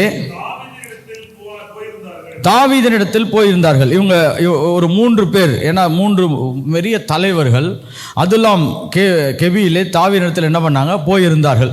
இவங்க யாருன்னு கேட்டிங்கன்னா, வனாந்தரத்திலே தாவீதோடு கூட பயிற்சி எடுத்தவர்கள். எத்தனை வருஷம் பயிற்சி எடுத்தாங்க நீங்கள் போய் படித்து பார்த்தீங்கன்னா 13 வருஷம் பயிற்சி எடுத்தவர்கள். நீங்கள் நல்ல ஒரு போராட்ட வீரனாக மாறனா 5 வருஷம் பயிற்சி எடுத்தால் போதுன்றாங்க. ஆனால் இவங்களுக்கு வேறு வழியே இல்லாமல் 13 வருஷம் பயிற்சிக்குள்ளே போயிருக்கிறாங்க. ஏன்னா அவ்வளோ நாட்கள் அவங்களுக்கு பயிற்சி எடுப்பதுக்கு வசதி இருந்தது. அதனால் இவங்க சாதாரண ஆட்கள் கிடையாது, அவர்கள் பெரிய தலைவர்களாக இருந்தார்கள். கரெக்டாக? அதுல்லாம் கெபியிலே தாவீதினிடத்தில் போயிருந்தார்கள். ஓகே, வாசிக்கலாம். பெலிஸ்தியரின் தண்டு ரெப்பாயும் பள்ளத்தாக்கிலே பாளையம் இறங்கின பொழுது தாவீது ஒரு அரணான இடத்தில் இருந்தான். அப்பொழுது பெலிஸ்தியரின் தானயம் பெத்லெகேமிலே இருந்தது. தாவீது பெத்லெகேமின் ஒளிமுக வாசலில் இருக்கிற கிணத்தின் தண்ணீர் மேல் ஆவல் கொண்டு. போதும், இதை தான் நான் படிக்க விரும்பினேன். இப்போ என்ன ஆச்சுன்னா, இப்போது தாவீதுக்கு ஒரு திடீர்னு ஒரு ஆசை, பெத்லெகேம் கிணத்துலேருந்து என்ன பண்ணோம், தண்ணீர் குடிக்கணும்னு. அப்போ ஒரு 3 பராக்கிரமசாலிகள் போய் என்ன பண்ணுறாங்க, அத்தனை அதனால் கேரிசன் இங்கிலீஷில் சொல்கிறோம், ஏன்னா இங்கிலீஷில் கேரிசன் இருக்குது, தமிழில் அது எப்படி இருக்குதுன்னா தானயம்னு இருக்குது. அப்படி என்றால் கிட்டத்தட்ட 2000 12,000 பேர் இருக்கிறது தான் தானியம். ஓகே, கேரிசன் என்று சொல்லுவோம், ஒரு பெரிய பட்டாளம். ஓகே, ஒரு பெரிய கேம்ப் இருக்குது அப்படின்னு சொல்லலாம் பாருங்கள். ஒரு மிலிட்ரி கேம்ப் பெத்லெகேமில் இருக்குது. ஆனால் தாவீதுக்கு திடீர்னு ஒரு ஆசை என்னாச்சு, பெத்லெகேமில் இருக்க கிணத்துல இருக்க தண்ணி குடிக்கணும்னு ஆசை. சரியா? இதை போய் இவங்க கஷ்டப்பட்டு எடுத்துகிட்டு வராங்க. இதை போய் என்ன பண்ணுறாங்க, கஷ்டப்பட்டு எடுத்துகிட்டு வராங்க. எடுத்துகிட்டு வந்த உடனே என்ன நடந்தது என்பது நமக்கு இன்னைக்கு வரைக்கும் சில பேருக்கு ஒரு புரியாத புதிர். கரெக்டா? இது 16ஆம் வசனத்திலிருந்து வாசிக்கலாம். அப்பொழுது இந்த 3 பராக்கிரமசாலிகளும் பெலிஸ்தியரின் பாளையத்திலே துணிந்து புகுந்து போய் பெத்லெகேமின் ஒளிமுக வாசலில் இருக்கிற கிணற்றிலே தண்ணீர் மொண்டு தாவீதினிடத்தில் கொண்டு வந்தார்கள். ஆனாலும் அவன் அதை குடிக்க மனதில்லாமல் அதை கர்த்தருக்கென்று ஊட்டி விட்டான். இப்போ நீங்கள் யோசித்து பார்க்கலாம், இவனுக்கு ஏன் இந்த ஆசை, ஏன் இந்த விபரீத விளையாட்டு? எப்படி? கரெக்டா? இப்போ இதை வச்சு நிறைய பேர் பிரசங்கம் பண்ணியிருக்கிறாங்க. அவங்க வெவ்வேறு கோணத்தில் பிரசங்கம் பண்ணுவாங்க. ஆனால் நான் இன்றைக்கு ஆவிக்குரிய மண்டலத்தின் கோட்பாடுகளை இயக்கக்கூடியவன் தாவீது என்பதை நான் காண்பிக்க விரும்புகிறேன். என்ன பண்ணா, இப்போ இவன் உயிரை பணயம் வைத்து என்ன பண்ணுறான், அதை எடுத்துகிட்டு வரான். எடுத்துகிட்டு வந்த உடனே அவனுக்கு இப்போ இது தெரிஞ்சிருச்சு, இது வெறும் தண்ணீர் இல்லை, இது விலையூர்ந்த இரத்தத்துக்கு சமானமானது. இது எது? It is equivalent to blood. He has reevaluated that sacrificial work. அந்த இராணுவ வீரர்கள் செய்தது அவனுக்கு ஆவிக்குரிய நிலைகளிலே ஒரு பெரிய கண்ணோட்டத்தை கொடுக்கிறது. அப்படின்னா இது இரத்தத்துக்கு சமானமானது. ஏன்னா உயிரை பணயம் வைத்து 3 பேர் போறாங்க, நிச்சயமாய் ஒருத்தன் கீழே போய் தான் தண்ணி எடுத்துட்டு வரணும். இப்படி உயிரை பணயம் வைத்து எடுத்துட்டு வந்தது இது இரத்தத்துக்கு சமானமானது. இரத்தம் எப்பொழுதுமே தேவனுக்கு உரியது. ரத்தம் எப்பவுமே யாருக்கு உரியது? தேவனுக்கு உரியது. It is equivalent to blood, so he gave it unto God. It is called the law of value. இந்த சட்டத்துக்கு பேர் என்னன்னா, ஆவிக்குரிய மண்டலத்திலே இது விலை மதிக்கும் சட்டம் என்று சொல்லுகிறோம். the law of values. Okay, ஒவ்வொன்றுக்கும் ஒரு விலை இருக்கிறது. ஒவ்வொன்றுக்கும் என்ன இருக்குது? ஒவ்வொரு விலை இருக்கிறது. புதிய ஏற்பாட்டில் விளக்குவதுக்கு ஒரு சம்பவத்தை சொல்கிறோம் பாருங்க. அநேகம் பேர் காணிக்கை போட்டார்கள். ஆனால் 2 காசு போட்ட ஒரு விதவையை என்ன பண்றார்? கர்த்தர் பாராட்டுகிறார். கரெக்டா? 2 காசு போட்ட ஒரு ஸ்திரீயை என்ன பண்றார்? கர்த்தர் பாராட்டுகிறார். ஏன் பாராட்டுறார்? ஏன்னா it is the law of values. அது விலை மதிப்பின் சட்டத்திட்டம். ஒருத்தனுக்கு 100 காசு இருக்குது, அதில் அவன் 10 காசு போட்டான்னா அது வேற கணக்கு. கரெக்டா? ஆனால் இருக்கிற 2 காசுலையும் 2 காசையுமே போட்டுட்டோம், அதுக்கு என்ன கணக்கு? It is law of valuation. அப்போ தேவனுடைய பார்வையில் அதெல்லாம் சொல்றாரு, இது மற்ற எல்லா காணிக்கைகளை விட இது என்னது?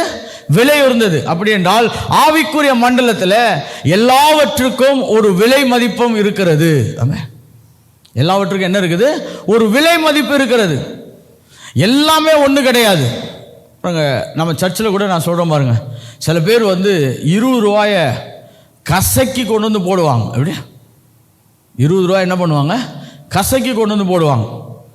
சிலர் 100 ரூபா நோட்டை அப்படியே புது நோட்டாக கொண்டு வந்து போடுவாங்க.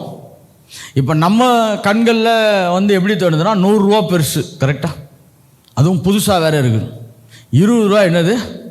ரொம்ப பிரச்சனையானது. ஆனால் தேவனுடைய பார்வையில் என்ன தெரியுமா? அந்த 20 ரூபா போட்ட அந்த நபரோ இல்லை அந்த ஸ்திரீயோ ஒரு பெரிய கடின உழைப்புக்கு அப்புறம், அநேக நஷ்டத்துக்கு அப்புறம், அநேக விலை கிரயத்துக்கு அப்புறம் அந்த காசை பத்திரமா எடுத்துன்னு போட்டிருப்பாங்க. ஆனால் அந்த 100 ரூபா நோட்டை போட்டவர் பல கோடிகளுக்கு அதிபதியாக இருப்பார்.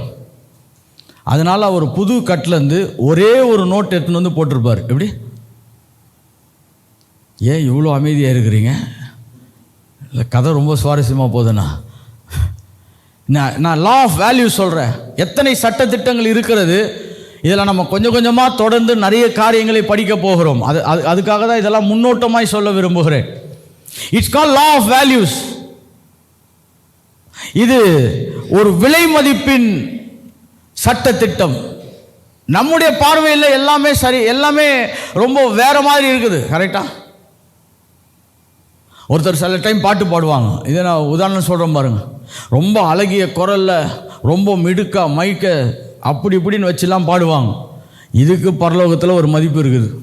இன்னொருத்தன் ரொம்ப பாட தெரியாதவன், ஆனால் கர்த்தரை எப்படியாவது புகழ்ந்து பாடணும்னு சொல்லி வைராக்கியத்தோடு பாடுறான் பாருங்க. அவனுக்கு இசையை வாசிக்க முடியாது, ஆனால் பரலோகம் கைத்தட்டும்.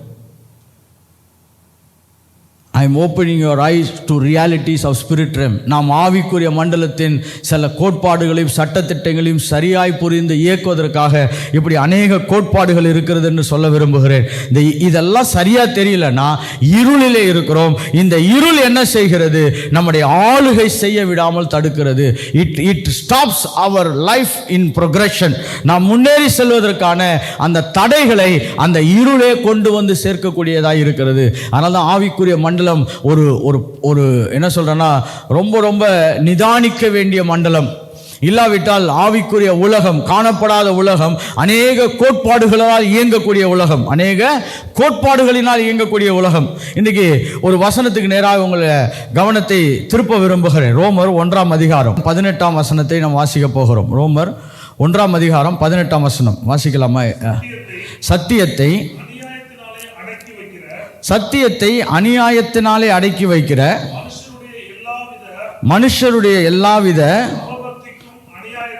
அவபக்திக்கும் அநியாயத்திற்கும் விரோதமாய் தேவ கோபம் வானத்திலிருந்து வெளிப்படுத்தப்பட்டிருக்கு. போதும், கோபம் எங்கிருந்து வந்திருக்கிறது?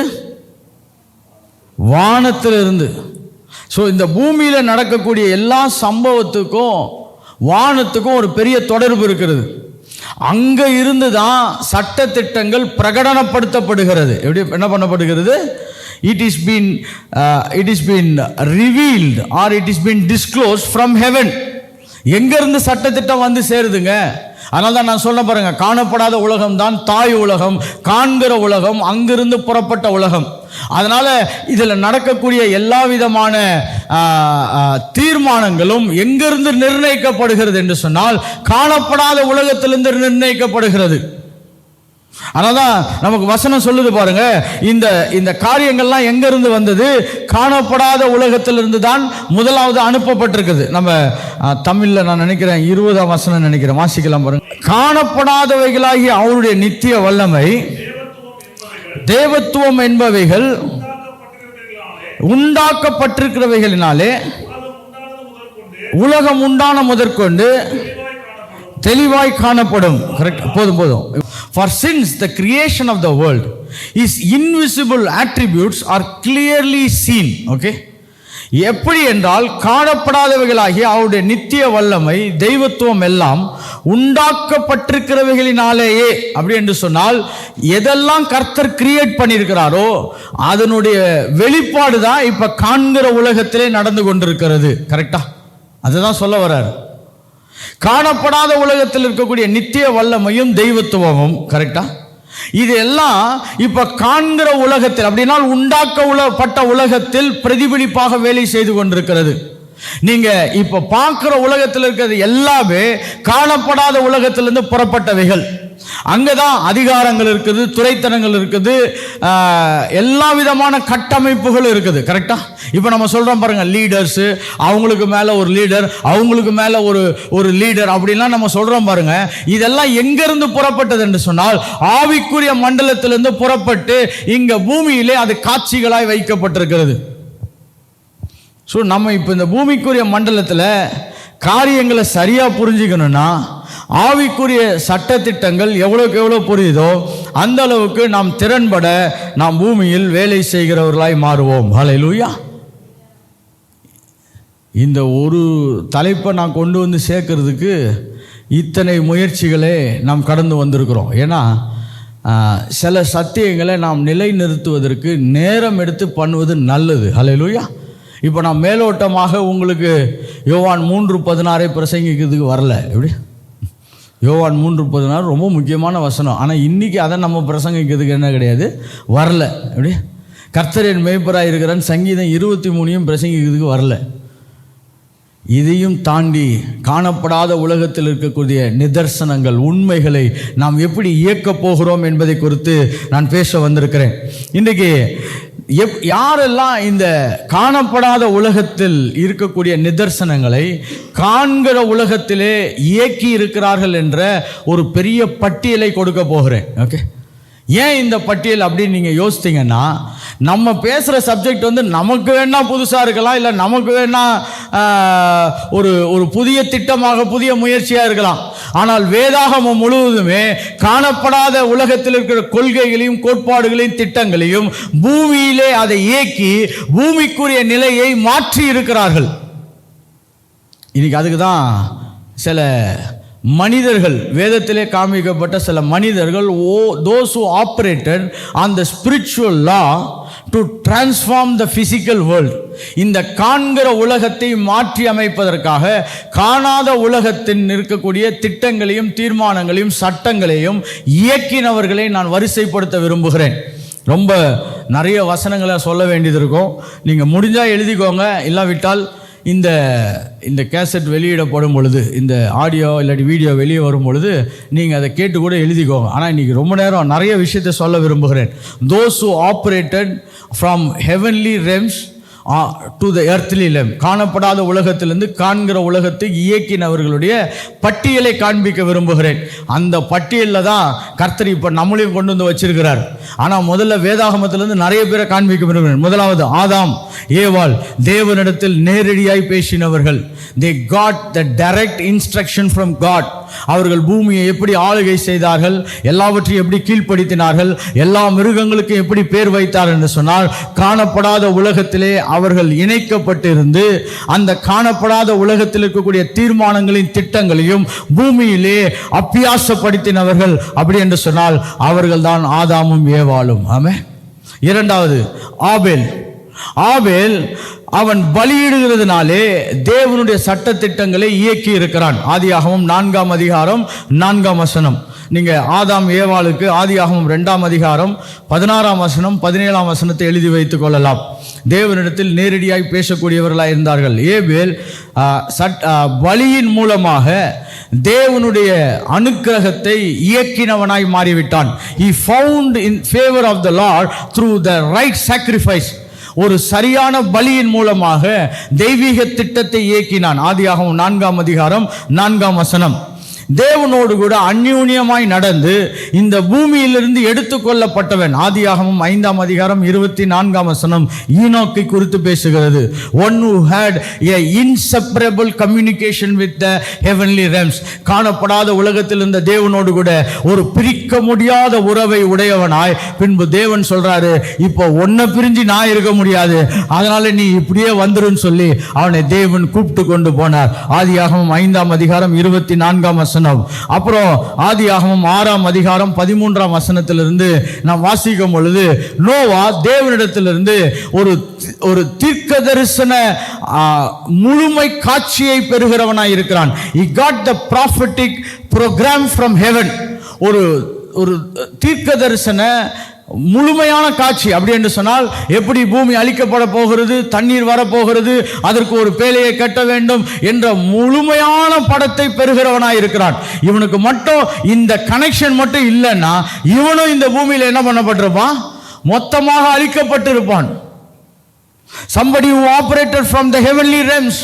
அங்கே இருக்கக்கூடிய தீர்மானங்கள், இப்பொழுது ஒரு ஜட்ஜ்மெண்ட் பாஸ் ஆயிடுச்சு, கர்த்தர் இந்த பூமி முழுவதும் அழிக்க போகிறார், நீ என் பேச்சை கேட்டு நான் சொல்ற மாதிரி நீ செய்தனா நீனும் உன் குடும்பமும் ரட்சிக்கப்படுவீர்கள் என்று சொல்லி ஒரு பெரிய தெய்வீக கட்டமைப்பை புரிந்தவனாய் தன்னையும் காப்பாற்றி தன் குடும்பத்தையும் காப்பாற்றினவன் நோவா. அப்புறம் ஆபிரகாம், அவனுக்கு அநேக தரிசனங்கள், உடன்படிக்கைகள், தேவதூதர்கள் இடத்தில் இருந்த சந்திப்புகள் எல்லாவற்றையும் வைத்துதான் அவன் பூமியிலே தன் திட்டத்தை தேவனோடு கூட சேர்ந்து இயக்குனவனாய் மாறினான். He operated from the heavenly realms. இவன் ஏதோ பூமியிலிருந்து ஊரை விட்டு ஊருவான்னு சொன்னவன் இல்லை. அதுக்கு பின்னாடி நிறைய சம்பவங்கள் இருக்குது. தேவன் வந்து அவனோடு பேசுகிறார், உடன்படிக்கை செய்கிறார், தேவதூதர்கள் வந்து அவனுக்கு உதவி செய்கிறார்கள். ஆதியாகமம் 12ஆம் அதிகாரம், ஆதியாகமம் 15ஆம் அதிகாரம், ஆதியாகமம் 18ஆம் அதிகாரம். ஓகே, இதில் எல்லாம் நீங்கள் அதை பார்க்கலாம்.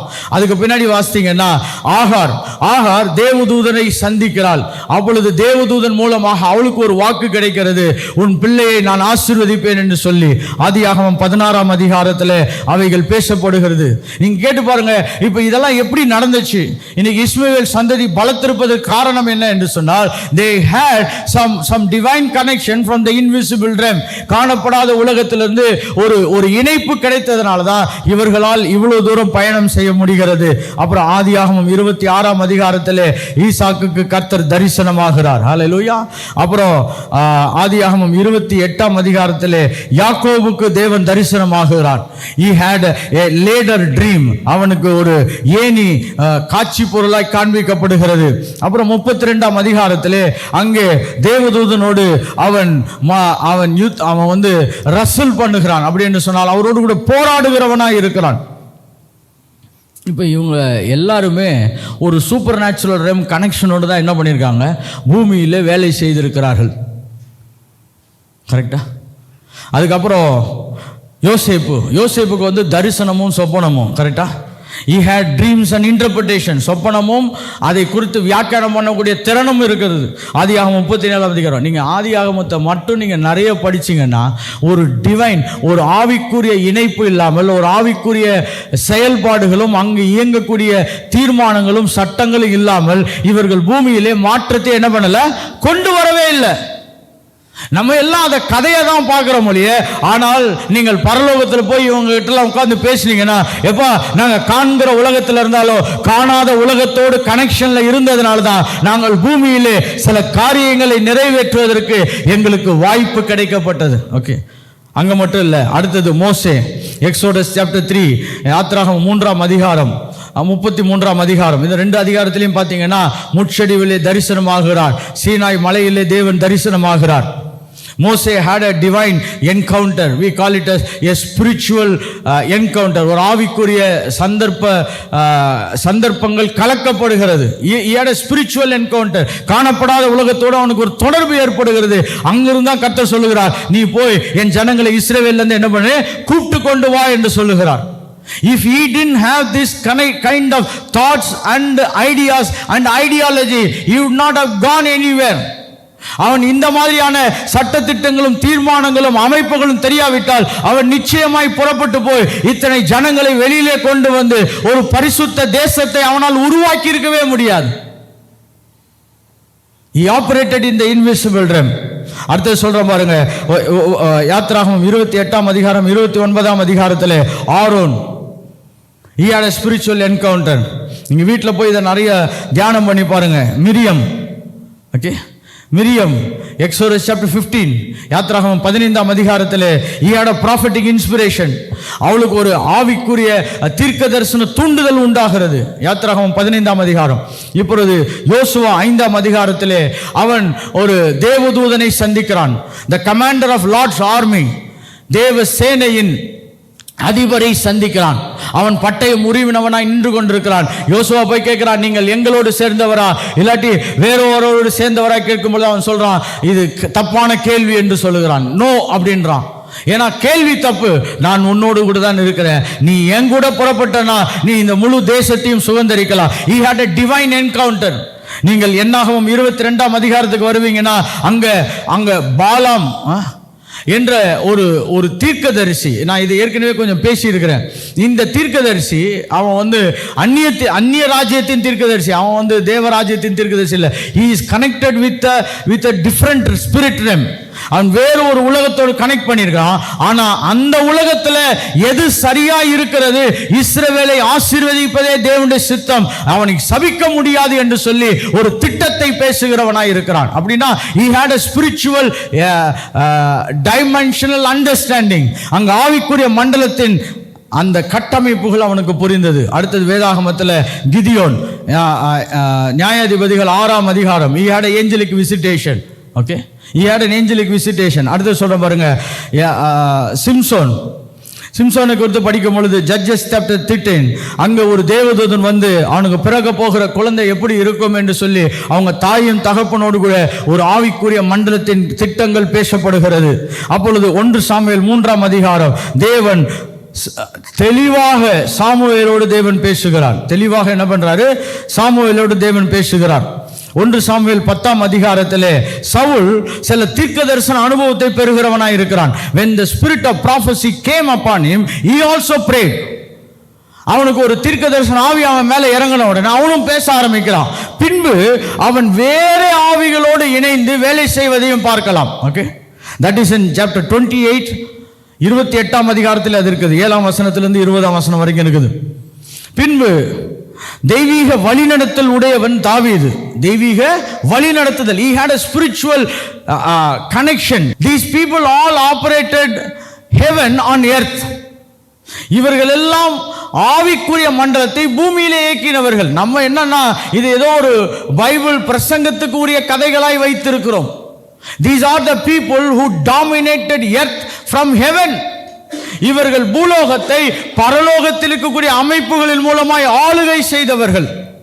தாவீதுக்கு 1 சாமுவேல் 23ஆம் அதிகாரம், 2 சாமுவேல் 5ஆம் அதிகாரம் இதெல்லாம் படிச்சு பார்த்தீங்கன்னா ஒரு தீர்க்க தரிசன வழி நடத்துதுனாலே தாவீது காரியங்களை ஜெயமாய் மாற்றிக்கொண்டான். பின்பு சாலமோனுக்கு 1 ராஜாக்கள் 3ஆம் அதிகாரத்தில் he had an encounter with God in dream. சொப்பனத்திலே தேவனை என்ன பண்ணுகிறான், அவன் சந்திக்கிறான். அதுக்கப்புறம் தான் அவனுக்கு அவ்வளோ பெரிய ஞானம் உண்டாகிறது. உலகத்தில் இருக்க எல்லா பொருளை குறித்தும் அவன் பெரிய கல்விமானை போல ஞானவானாய் மாறி விடுகிறான். பின்பு தீர்க்க தரிசன புஸ்தகத்துக்கு வந்தீங்கன்னா எலியாவை குறித்து சொல்லுகிறோம். 1 ராஜாக்கள் 18ஆம் அதிகாரத்திலையும் 19ஆம் அதிகாரத்திலையும் அவனுக்கு பரலோகத்திலிருந்து என்ன வருகிறது, அக்கினியை கொண்டு வர தெரிகிறது. he brought fire from heaven. he had angelic visitation. அவனுக்கு தேவதூதனுடைய சந்திப்பு உண்டாய் இருக்கிறது. எலிசா பரலோகத்தினுடைய ராணுவங்களை பார்க்கிறான். 2 ராஜாக்கள் 6ஆம் அதிகாரம், 2 ராஜாக்கள் 6ஆம் அதிகாரம் 15ஆம் வசனம் 17ஆம் வசனம். he had a spiritual portal being opened. ஒரு ஆவிக்குரிய மண்டலமே திறந்து அவனுக்கு காண்பிக்கப்படுகிறது. காணப்படாத உலகத்தில் இருக்கக்கூடிய ராணுவங்கள் எல்லாம் உங்களை சுற்றி இருக்கிறது என்று காண்பிக்கப்படுகிறது. ஏசாயா 6ஆம் அதிகாரத்தை வாசிக்கும் பொழுது ஏசாயாவுக்கு கர்த்தர் சிங்காசனத்திலே உட்கார்ந்து இருக்கிறார் என்ற அந்த ஆவிக்குரிய அமைப்பு தெரிகிறது. எரேமியாவுக்கு தெய்வீக கோபமும் அவர் கோபத்தினாலே உண்டாகக்கூடிய காரியங்கள் எல்லாம் அவனுக்கு அறிவிக்கப்படுகிறது. தேவன் பரலோகத்தில் கோபமா இருக்கிறார், அவர் பாவத்துக்கு இப்ப நியாயம் செய்ய வேண்டியதா இருக்கிறது என்று எரேமியா 1ஆம் அதிகாரம் 4ஆம் வசனத்திலிருந்து 10ஆம் வசனம் வரைக்கும் பேசப்படுகிறது. எசேக்கியேலிலே ஒரு பெரிய மகிமையின் தரிசனம் அவனுக்கு கிடைக்கிறது. எசேக்கியேல் 1ஆம் அதிகாரம் 8ஆம் அதிகாரம் 37ஆம் வசனம். பின்பு தானியேல் 7ஆம் அதிகாரத்திலிருந்து 10ஆம் அதிகாரம் வரைக்கும் அவனுக்கு தேவதூதர்களின் சந்திப்பு உண்டாகிறது. he had a heavenly dimensional encounters Daniel had. இப்ப இவங்க எல்லாருமே ஏன் இவ்வளவு பேரை நான் வரிசைப்படுத்துகிறேன்னா, பிரசங்கத்துக்கு வேற வழி இல்லாம இல்லை. எப்படி பிரசங்கத்துக்கு நிறைய இருக்குது, ஆனால் ஒரு பாடத்திட்டத்தை சரியான கட்டமைப்பிலே எழுப்ப வேண்டும் என்பதற்காக நான் இப்படிப்பட்ட முயற்சிகளில் ஈடுபட்டிருக்கிறேன். உங்களுக்கு பைபிளில் போய் படிங்க, எல்லாரும் இருக்கிறாங்கன்னு சொல்லிட்டு போகிறது எனக்கு ஈஸி. ஆனால் இவர்கள் எல்லாம் காண்கிற உலகத்திலே மாற்றத்தை கொண்டு வருவதற்கு காணாத உலகத்தில் இருக்கக்கூடிய அமைப்புகளோடும் திட்டங்களோடும் தீர்மானங்களோடும் சட்டங்களோடும் தெய்வீக தன்மைகளோடும் அவர்கள் இணைக்கப்பட்டிருந்தார்கள். They were all connected with the unseen realm. கரெக்டா? ஓசியா 1ஆம் அதிகாரம் 1ஆம் வசனம் சிறு தீர்க்கதரிசிகளை குறித்து சொல்றோம் பாருங்க. ஓசியா 1ஆம் அதிகாரம் 1ஆம் வசனம், யோவேல் 2ஆம் அதிகாரம் 28ஆம் வசனம். ஒரு பெரிய தீர்க்க தரிசனத்தை சொல்லுகிறான். அந்த தீர்க்க தரிசனம் அப்போஸ்தலர் 2ஆம் அதிகாரத்தில் நிறைவேற்றப்படுகிறது. ஆமோஸ் சாப்டர் 7, ஆமோஸ் 7ஆம் அதிகாரத்தில் ஒரு தரிசனம் உண்டாகிறது. நோவாவுக்கு நேரடியாக தேவனுடைய வார்த்தை வருகிறது. மீகா 1ஆம் அதிகாரம் 1ஆம் வசனத்திலே தேவனுடைய சத்தம் கேட்கிறது. ஆபகுக்கு தேவன் தரிசனமாகிறார். ஆபகுக்கு 2ஆம் அதிகாரம் 1ஆம் வசனம். ஆகாய் 1ஆம் அதிகாரம் 1ஆம் வசனம். சகரியா 1லிருந்து 6 வரைக்கும் அநேக தரிசனங்கள். சகரியா புத்தகத்தை படிச்சீங்கன்னாவே ஃபுல்லாவே விஷன்ஸா தான் இருக்கும். அதை நீங்க கட்டமைச்சு மேல வர்றதுக்கே பெரிய வேலையா இருக்கும். மல்கியா 1ஆம் அதிகாரம் 1ஆம் வசனம். இப்ப இவங்களெல்லாம் தீர்க்கதரிசிகள், ராஜாக்கள், பின்பு ஆசாரியர்கள், தேவனோடு இணைந்து வேலை செய்த தலைவர்கள், எல்லா பேட்ரியார்ட்ஸ், ஆதி பிதாக்கள், முற்பிதாக்கள் எல்லாரையும் பாருங்க. ஆதி ஆகமத்திலிருந்து மல்கியா வரைக்கும் காமிச்சிருக்கிறேன். இவங்க எல்லாருமே எங்க இருந்து வேலை செய்தார்கள்? பூமியிலே வேலை செய்தார்கள். ஆனால் பரலோகத்தில் இருந்து காரியங்களை பூமியிலே நிறைவேற்றினார்கள். ஆமே. அதனால தான் நான் ஏற்கனவே சொன்னேன் பாருங்க, இந்த சப்ஜெக்ட் புரிஞ்சிச்சுன்னா இது ஒரு the mother of all subject என்று சொல்லுகிறேன். The mother of all subjects. we are studying, dealing in depth understanding on invisible realm, காணப்படாத உலகம், கண்களுக்கு புரியாத அந்த உலகத்தை குறித்து நான் பேசிக் கொண்டிருக்கிறேன். இவர்கள் எல்லாரும் எங்கிருந்து வேலை செய்தார்கள்? காணப்படாத உலகத்திலிருந்து காண்கிற உலகத்திலே வேலை செய்தவர்கள். சரி, புதிய ஏற்பாட்டுக்கு போவோம். இந்த லிஸ்ட்டை முடிச்சிடலாம். ஓகே. சகரியா, லூக்கா 1ஆம் அதிகாரத்திலே சகரியாவுக்கு தேவன் ஒரு தேவதூதனை அனுப்பி பேசுகிறார். லூக்கா 1ஆம் அதிகாரத்திலே மரியாள், இயேசு கிறிஸ்துவினுடைய தாயாகிய மரியாள் இடத்திலே தேவதூதனோடு பேசுகிறார். மத்தேயு 1ஆம் அதிகாரம் 2ஆம் அதிகாரத்தில் யோசேப்பினிடத்திலே ஒரு மரியாளின் தகப்பனாக, இயேசுவின் தகப்பன் என்று சொல்ல முடியாது, இயேசுவை பாதுகாக்கக்கூடிய குடும்ப தலைவனாக இருந்தார். கரெக்டா?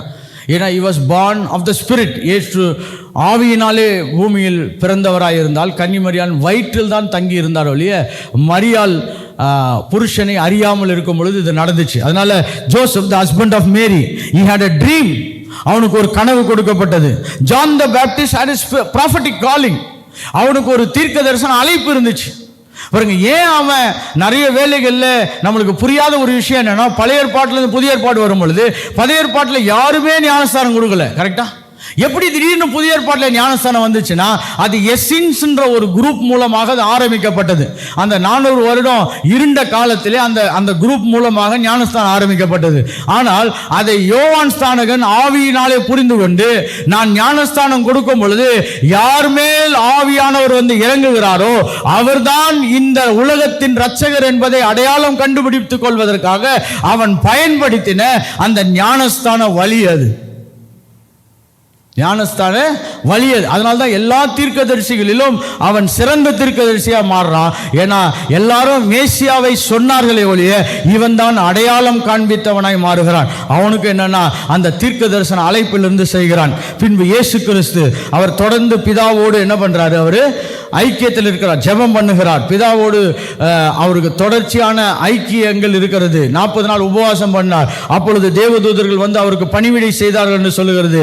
மத்தேயு எழுதின சுவிசேஷம் 17ஆம் அதிகாரத்திலே அங்க மறுரூப மலையிலே தேவனோடு ஒரு ஐக்கியம் கிடைத்தது.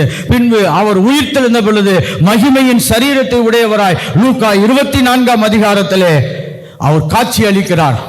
இப்போ பாருங்க, இயேசு கிறிஸ்து காண்கிற உலகத்தில் இருக்கிறவர்களோடு காணாத உலகத்தில் இருந்து அதனுடைய தன்மைகளோடு அவரோடு உறவாடுகிறவராய் மாறுகிறார். அதனால்தான் இந்த அப்போஸ்தலர்களுக்கெல்லாம் இந்த பூமியில் எவ்வளோ பிரச்சனை வந்தாலும் அவங்க விசுவாசத்தை விட முடியாத காரணம் என்னவென்றால், காணாத உலகத்தை அவர்கள் நேரடியாய் பார்த்து விட்டார்கள். They had a direct encounter of the invisible realm. காணப்படாத உலகத்திலே அந்த மகிமையின் நம்பிக்கையை அவர்களால் நேரடியாய் பார்க்க முடிந்தது. அதனால சொல்றாங்க, இந்த இயேசு கிறிஸ்துவை பிரசங்கிப்பதை தவிர வேற வழியே எங்களுக்கு இல்லை, நாங்கள் வேற எதையும் செய்ய மாட்டோம் என்று சொல்லி தங்கள் ஜீவனையே அவர்கள் அர்ப்பணித்தார்கள். because they had a direct encounter with the heavenly kingdom. காணப்படாத உலகத்தோடு இணைக்கப்பட்டார்கள். பின்பு அப்போஸ்தலர் புஸ்தகத்துக்கு வருவோம் என்று சொன்னால் அங்கே பேதுருவுக்கு காணப்படாத உலகத்திலிருந்து ஒரு தரிசனம் கிடைக்கிறது. அப்போஸ்தலர் 10ஆம் அதிகாரத்திலே. அப்புறம் யோவானுக்கு வெளிப்படுத்தல் 1 to 22 வரைக்கும் ஒரு காணப்படாத உலகத்தினுடைய முழு வெளிச்சங்களும் கிடைக்கிறது. அவனால் அதை விவரிக்கவே முடியல. அவன் அதை எழுதி வைத்திருக்கிறான். பவுலுக்கு தமஸ்குவுக்கு போற வழியிலே சத்தம் கிடைக்கிறது. 2 கொரிந்தியர் 12ஆம் அதிகாரத்திலே அங்கே 3ஆம் வானம் வரைக்கும் பவுல் ஏறி போகிறான். ஸ்தேவான் திறந்த வானத்தை பார்க்கிறான். அப்போஸ்தலர் 7ஆம் அதிகாரத்திலே பிலிப்பு ஆவியிலே பயணம் செய்கிறான். he had a spirit transportation. ஒரு ஆவியிலே பயணம் செய்கிறான். அப்போஸ்தலர் 8ஆம் அதிகாரத்திலே அனனியாஸ் ஆஃப் தமஸ்கஸ், அனனியா ஒரு தீர்க்கதரிசி, பவுலை குறித்து ஒரு சொப்பனம் காண்கிறான். கொர்நேலியுக்கு தேவதூதர்கள் வந்து பேசுகிறவர்களாய் தரிசனத்தை விளக்குகிறவர்களாய் இருக்கிறார்கள். அபகஸ் தீர்க்கதரிசி 11ஆம் அதிகாரத்திலே தீர்க்க தரிசனம் சொல்லுகிறார். இவைகள் எல்லாம் ஒன்றை தான் காண்பிக்கிறது. வேதத்தில் இருக்கிற அத்தனை பரிசுத்தவான்களும் அழைக்கப்பட்ட ஊழியர்களோ தேவனால் தெரிந்து கொள்ளப்பட்டவர்களோ காண்கிற உலகத்திலே காணாத உலகத்தினாலே இயக்கப்பட்டவர்களாய் இருக்கிறார்கள். They had access on the spirit realm. That's why they could rule and domain this earthly realm. காணப்படாத உலகத்தில் கனெக்டடா இருந்ததனால தான் காண்கிற உலகத்தை அவர்களால் மாற்றி அமைக்க முடிந்தது. ஏன் இவ்வளவு பெரிய லிஸ்ட்டை நான் கொடுக்கிறதுக்கு நான் ஆயத்தமா இருக்கிறேன்னு சொன்னா, இந்த முழு உலகமுமே இந்த வேதாகமத்தை சார்ந்துதான் இருக்கிறது. இங்கு இருக்கக்கூடிய இந்த சத்தியங்களுக்குள்ளாக நாம் வழி நடத்தப்பட்டு நாம் பூமியிலே மாற்றத்தை ஏற்படுத்துவதற்காக அழைக்கப்பட்டிருக்கிறோம். We are accessing heaven on earth. நம்ம இங்கே சும்மா ஏதோ ஒரு சர்ச்சை கட்டிட்டு அதுக்கு கொஞ்சம் பெயிண்ட் அடிச்சுட்டு 2 நல்ல ஸ்பீக்கரை வாங்கி வச்சு பாட்டு போகிறதுக்காக வரல. We are called to bring down heaven on earth. காணப்படாத உலகத்தை, அந்த ராஜாவினுடைய விருப்பத்தை, அந்த ராஜாவினுடைய திட்டத்தை, அந்த ராஜாவினுடைய தீர்மானங்களை, அந்த ராஜாவினுடைய சட்டத்திட்டங்களை நாம் பூமியிலே இயக்கி ஒரு பெரிய மறுரூபத்தையும் மாற்றத்தையும் உருவாக்குவதற்காக கர்த்தர் நம்மேல் அவருடைய ஆவியை வைத்திருக்கிறார். அதனால் நாம் ரட்சிக்கப்பட்டிருக்கிறோம், அதனால் நாம் பிரித்தெடுக்கப்பட்டிருக்கிறோம், அதனால் தான் நாம் தெரிந்து கொள்ளப்பட்டவர்களாக இருக்கிறோம். These people all accessed the spiritual realm for manipulating the earthly realm. இந்த பூமிக்குரிய உலகத்தை மாற்றி அமைப்பதற்கு அவர்கள் காணாத உலகத்தோடு கனெக்டடாக இருந்தாங்க. நான் ஒன்றை விசுவாசித்து சொல்லுகிறேன், நாமும் அதே போலதான் காணப்படாத உலகத்துள்ளே கிறிஸ்து இயேசுவின் மூலமாய் உட்புகுந்து ஆவியானவர் மூலமாய் இப்பொழுது ஆவியின் மண்டலத்திற்கு கூடிய நிதர்சனங்களையும் உண்மைகளையும் உண்மை தன்மைகளையும் புரிந்து கொண்டு பூமிக்குரிய மண்டலத்திலே மாற்றத்தை உருவாக்குவதற்காக கர்த்தர் நம்மளை தெரிந்தெடுத்தவராயிருக்கிறார். கர்த்தர் நம்மளை பிரித்தெடுத்தவராயிருக்கிறார். கர்த்தர் நம்மளை அடையாளப்படுத்தினவராயிருக்கிறார். நம்முடைய அழைப்பு சாதாரணமான அழைப்பு கிடையாது, ஒரு உன்னத அழைப்பு. உயரத்தில் இருந்து மாற்றத்தை பூமியிலே உண்டாக்குவதற்காக கர்த்தர் நம்மளை அபிஷேகித்திருக்கிறார். நாம் அப்படியே எழும்பி நிற்போம், ஜெபிக்க போகிறோம். கர்த்தாவே, இப்படி இந்த ஆவிக்குரிய தீர்மானங்களையும் திட்டங்களையும் கோட்பாடுகளையும் நாங்கள் புரிந்து கொண்டு, கர்த்தாவே, எப்படி வேதத்தில் இருக்கிற பரிசுத்தவான்கள் எல்லாம் பூமியிலே மாற்றத்தை கொண்டு வந்தார்களோ அதே போல இந்த பூமியிலே, இந்த நாட்களிலே, இந்த சந்ததியிலே எல்லாரும் கொஞ்ச நேரம் எங்கூட சேர்ந்து ஆவியிலே ஜெபம் பண்ணுங்க. இந்த தலைமுறையிலே சில மாற்றங்களை கொண்டு வர விரும்புகிறோம்பா. இந்த தலைமுறையிலே சில மறுரூபங்களை கொண்டு வர விரும்புகிறோம். இது எங்களால முடியாது. எங்களுக்கு வாஞ்சை இருக்கிறது, ஆசை இருக்கிறது, விருப்பம் இருக்கிறது. ஆனால் நாங்கள் காணாத உலகத்தில் இணைக்கப்பட்டாலே ஒளியே நாங்கள் காண்கிற உலகத்திலே மாற்றத்தை கொண்டு வர முடியாது என்று நம்புகிறோம் அப்பா. கர்த்தாவே, ஏதோ நாங்கள் பாடணும், பிரசங்கம் பண்ணோம், கை தட்டோம், மற்றவர்களை ஜெபிக்க வைத்தோம், நாங்களும் கொஞ்ச நேரம் ஜெபித்தோம் என்று நாங்கள் எங்களுடைய வாழ்க்கையை கடத்தி விடாதபடி ஒரு ஆவிக்குரிய தன்மைகளிலே, ஆவிக்குரிய மண்டலத்திலே நாங்கள் இயங்குகிறவர்களாக, செயல்படுகிறவர்களாக, உட்புகிறவர்களாக, அந்த ஆவிக்குரிய கோட்பாடுகளை பூமியில் இயக்குகிறவர்களாக. Oh, thank you Holy Spirit, thank you Holy Spirit. ஒரே கொஞ்ச நேரம் ஆவியானவரை வரவழைப்போம். அவர் நம்மளை சகல சத்தியத்திற்குள்ள வழி நடத்தி அந்த ஆவிக்குரிய கட்டமைப்புகள், அந்த ஆவிக்குரிய கோட்பாடுகள், அந்த ஆவிக்குரிய வெளிச்சங்களுக்குள்ளாக கர்த்தர் நம்மளை வழி நடத்தி எல்லாவற்றையும் பூமியிலே ஆளுகிறவர்களாய் மாற்றுவதற்கு கர்த்தர் நம்மை பலப்படுத்துவாராக. கர்த்தாவே, இந்த ஒரு விஷயம் நாங்கள் செபிக்கிறோம் அப்பா, எங்களை ஆவியிலே பலப்படுத்துங்க, ஆவிக்குரிய தன்மைகளிலே பலப்படுத்துங்க. நாங்கள் ஆவியிலே கூர்மையாகும்படியாய் செபிக்கிறோம். ஓ, thank you Holy Spirit. ஒரு ஆவிக்குரிய உணர்விலே நாங்கள் இன்னும் எழும்பும்படியாய் செபிக்கிறோம்பா. கர்த்தாவே, எங்கள் சோர்வுகள் எல்லாம் மாறி போகட்டும், எங்களுடைய பூமிக்குரிய சிந்தனைகள் எல்லாம் மாற்றப்படட்டும், எங்களுடைய இருதயம் இந்த பூமியிலே ஒட்டி இல்லாதபடி இந்த பரலோகத்தோடு கூட இணைந்து வேலை செய்யக்கூடியதாய் மாற்றுங்கப்பா. எங்க ஆவியிலே ஒரு பெரிய எழுச்சி உண்டாகட்டும், ஒரு மகிழ்ச்சி உண்டாகட்டும், ஒரு திருப்தி வரட்டும் அப்பா. We pray that you will be satisfied only in your presence, oh Father. உம்முடைய பிரசன்னம் மட்டுமே, அதை நாங்கள் பிடித்துக்கொண்டு இந்த பூமியிலே நாங்கள் ஜெபிக்கும் பொழுது மாற்றம் வரட்டும். எல்லாரும் எங்கூட சேர்ந்து சொல்லுங்க, நாங்கள் ஜெபிக்கும் பொழுது மாற்றம் வரட்டும், நாங்கள் ஆராதிக்கும் பொழுது மாற்றம் வரட்டும், நாங்கள் பிரசங்கிக்கும் பொழுது மாற்றம் வரட்டும், நாங்கள் போகும் பொழுது அந்த வட்டாரங்களில் மாற்றம் வரட்டும், நாங்கள் திருச்சபை நடத்தும் பொழுது அந்த வட்டாரங்களில் மாற்றம் உண்டாகட்டும். We want to alter the spiritual climate of that season of our.